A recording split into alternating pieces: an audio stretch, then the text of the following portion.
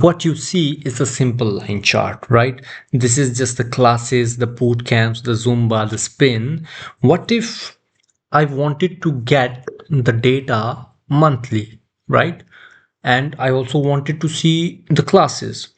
So what should I do? So using small multiples, what you can do, you can look into each different months by the classes for whole year in one chart, and you can analyze the trend, how it's working and what's going on. So let's work on to this. So what I will do, I will just firstly I will take this one line chart, and in this line chart I will take classes into x-axis and I will take attendance into y-axis, right? I will take it as sum. So for now, if you see, this is the trend. So it's just showing that how much attendance is there by the class, right? For the functional strengths, we have mostly the higher number, and for the core, we have the less numbers. Now I wanted to see it by the dates. Either I can do it as dates, which is this, right? I can look into these, like, okay, Zumba for this date, 1st January is this, then this, then this. This is right too much big.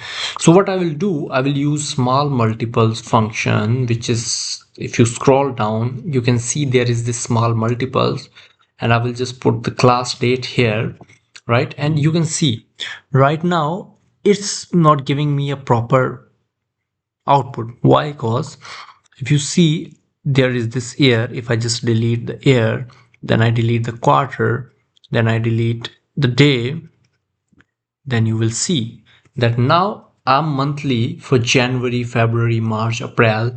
So the boot camp is having 121 attendance, and then this. So by monthly, January, February, all the months are here.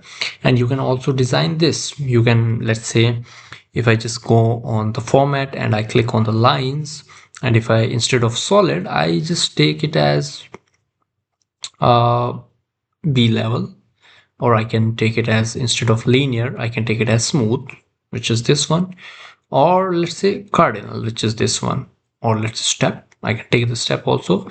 I will prefer smooth, and then I will prefer the color as, let's say, this one, and I can also add the shaded area here, which is this one, right?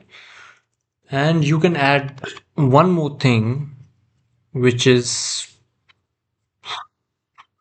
markers, right?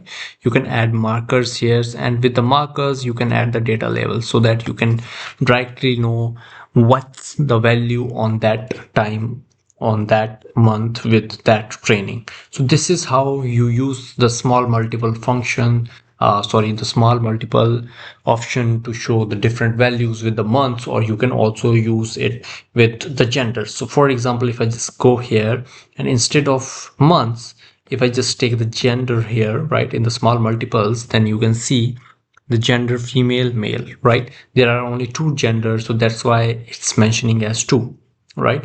But if I take locations, let's say if there is a name of the location, then you can see for S-class gym, Aaron's gym, so different gyms names is appearing here. So this is how you use more multiples. Thank you for watching. Have a nice day.